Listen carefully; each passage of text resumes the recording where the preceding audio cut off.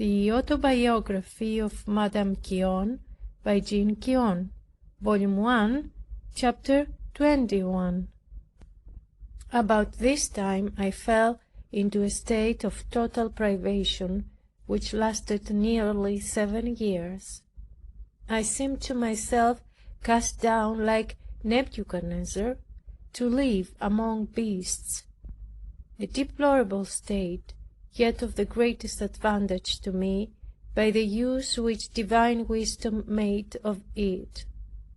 This state of emptiness, darkness, and impotency went far beyond any trials I had ever yet met.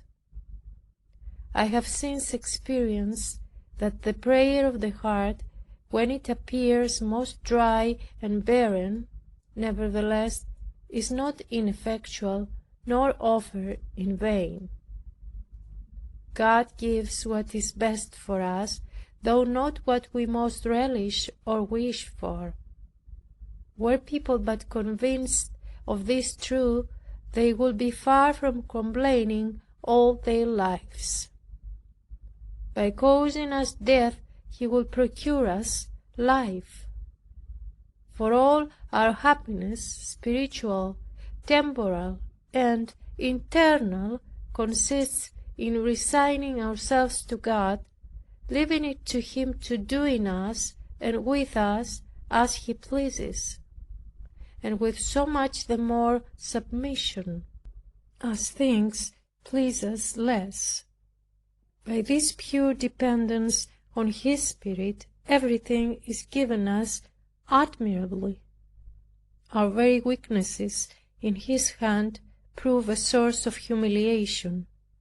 If the soul were faithful to leave itself in the hand of God, sustaining all His operations, whether gratifying or mortifying, suffering itself to be conducted from moment to moment by His hand, and annihilated by the strokes of His providence, without complaining or desiring anything but what it has, it will soon arrive at the experience of the eternal truth, though it might not at once know the ways and methods by which God conducted it there.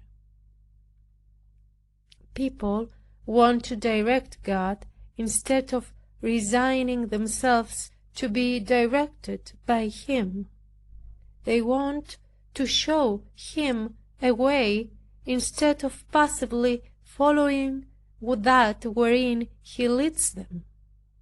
Hence, many souls, called to enjoy God Himself and not barely His gifts, spend all their lives in running after little consolations and feeding on them, resting there only, making all their happiness to consist therein.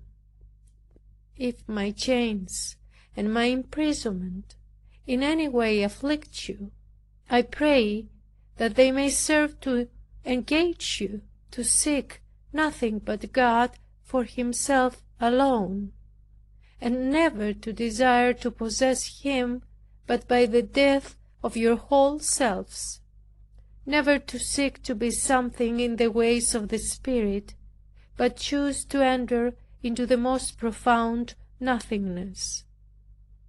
I had an internal strife which continually racked me.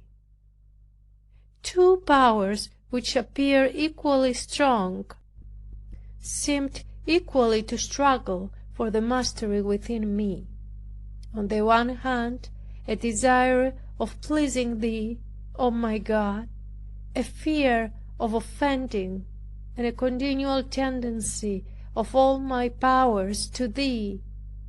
On the other side, the view of all my inward corruptions, the depravity of my heart, and the continual stirring and rising of self. What torrents of tears, what desolations have this cost me! Is it possible, I cried, that I have received so many graces and favors from God only to lose them? That I have loved Him with so much ardor, but to be eternally deprived of Him, that His benefits have only produced ingratitude, His fidelity being repaired with infidelity, that my heart has been empty of all creatures and created objects, and filled with His blessed presence and love, in order now to be wholly void of divine power, and only filled with wanderings and created objects. I could now no longer pray as formerly. Heaven seemed shut to me, and I thought justly. I could get no consolation or make any complaint, nor had I any creature on earth to apply to. I found myself banished from all beings without finding a support of refuge in anything. I could no more practice any virtue with facility. Alas, said I, is it possible that this heart, formerly all on fire, should now become like ice? I often thought all creatures combined against me, laden with a weight of past sins and a multitude of new ones. I could not think God would ever pardon me, but looked on myself as a victim designed for hell. I would have been glad to do penances, to make use of prayers, pilgrimages, and vows, but still whatever I tried for a remedy seemed only to increase the malady. I may say that tears were my drink and sorrow my food. I felt in myself such a pain as I never could bring any to comprehend, but such as have experienced it. I had within myself an executioner who tortured me without respite. Even when I went to church, I was not easy there. To sermons I could give no attention. They were now of no service or refreshment to me. I scarcely conceived or understood anything in them or about them. End of chapter 21, volume 1.